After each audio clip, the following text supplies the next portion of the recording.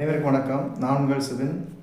ஜனவரி 26, 2026 அன்று நடந்த நடப்பு நிகழ்வுகளை இந்த பகுதியில் பார்ப்போம். ஜனவரி 26, 2026 அன்று நாம் கொண்டாடி கொண்டிருக்கும் குடியரசு தின விழா 77வது குடியரசு தின விழாவாகும். முதல் குடியரசு தின விழா 1950 ஜனவரி 26ஆம் நாள் கொண்டாடப்பட்டது. அந்த முதல் குடியரசு தின விழாவின் சிறப்பு விருந்தினராக கலந்து கொண்டவர் இந்தோனேசியா அதிபர் சுகர்னோ.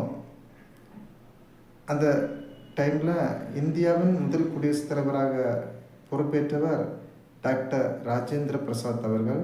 2025ஆம் ஆண்டு கொண்டாடப்பட்ட 76வது குடியரசு தின விழாவின் சிறப்பு விருந்தினராக கலந்து கொண்டவர் இந்தோனேசியாவின் ஜனாதிபதி பிரபாவோ சுபியாண்டோ. 77வது குடியரசு தின விழாவின் சிறப்பு விருந்தினராக கலந்து கொண்டவர் ஐரோப்பிய ஆணையத்தின் தலைவர் உர்சுலா வென் டெர் லைன். இன்னொருவர் அண்டோனியோ கோஸ்டா. இவங்க ஐரோப்பிய கவுன்சில் தலைவர். இவங்க ரெண்டு பேருமே 77வது குடியரசு தின விழாவின் சிறப்பு விருந்தினராக கலந்து கொண்டாங்க. குடியரசு தின விழா அணிவகுப்பு கர்த்தவ்ய பாதையில் நடக்கும். இதுக்கு முன்னாடி அதை ராஜபாதைன்னு சொன்னாங்க. குடியரசு தின விழா அணிவகுப்பு மிகவும் பிரம்மாண்டமாக நடக்கும். நம்முடைய நாட்டின் கலாச்சாரத்தை பிரதிபலிக்கும். அதோடு மட்டுமல்லாமல் நான் இப்போ எப்படி இருக்கேன், இராணுவ பலத்தில் நம்ம நாடு இப்போ எப்படி இருக்குதுன்னு இது போன்ற நிகழ்வுகளில் தான் இந்த குடியரசு தின விழா அணிவகுப்பின் போது காண்பிக்கப்படும். குடியரசு தின விழாவின் போது டெல்லியில் தேசிய கொடியை ஏற்றுபவர் நம்முடைய நாட்டின் குடியரசுத் தலைவர். அதேபோல் ஒவ்வொரு மாநிலத்திலும் அந்தந்த மாநிலத்தின் கவர்னர் தேசிய கொடியை ஏற்றுவாங்க. சுதந்திர தின விழாவின் போது நம்முடைய நாட்டு டெல்லி செங்கோட்டையில் தேசிய கொடி ஏற்றுவது நம்மளுடைய நாட்டுடைய பிரதமர். அதுபோல் ஒவ்வொரு மாநிலத்திலையும் தேசிய கொடியை ஏற்றுறது அந்தந்த மாநிலத்துடைய முதலமைச்சர் அவர்கள் தேசிய கொடியை ஏற்றுவாங்க.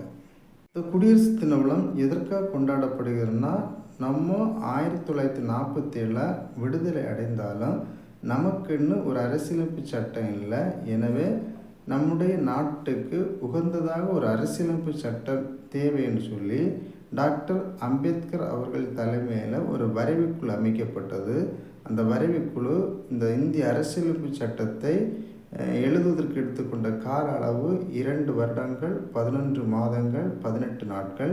இந்த அரசியலமைப்பு சட்டம் நடைமுறைக்கு வந்த நாள் தான் ஜனவரி 26, 1950. அந்த நாளை தான் நம்ம குடியரசு தின விழாவாக கொண்டாடிட்டு இருக்கோம்.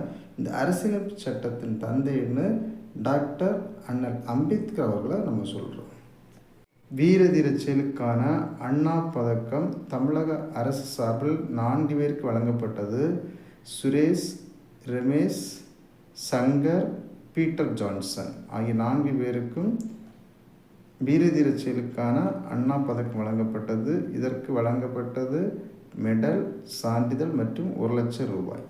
நெல் உற்பத்திக்கான சி நாராயணசுவாமி நாயுடு விருது தஞ்சாவூரை சேர்ந்த வீரமணிக்கு வழங்கப்பட்டது. 2026ஆம் ஆண்டுக்கான கோட்டை அமீர் நல்லிணக்க விருது திருப்பூரை சேர்ந்த கலிபுல்லாவிற்கு வழங்கப்பட்டது. இவருக்கு 5 லட்சம் ரூபாயும் மெடலும் சான்றிதழும் வழங்கப்பட்டது. சிறந்த காவல் நிலையங்களுக்கான சிறப்பு பரிசு மதுரை மாணவர் காவல் நிலையத்துக்கு வழங்கப்பட்டது. நம்ம நாட்டில் மொத்தம் இதுவரை 15 குடியரசுத் தலைவர்கள் பணியாற்றி இருக்காங்க. இப்போது குடியரசுத் தலைவராக பணியாற்றி கொண்டிருக்கின்ற திருமதி திரௌபதி முர்மு அவர்கள் 15வது குடியரசுத் தலைவர்.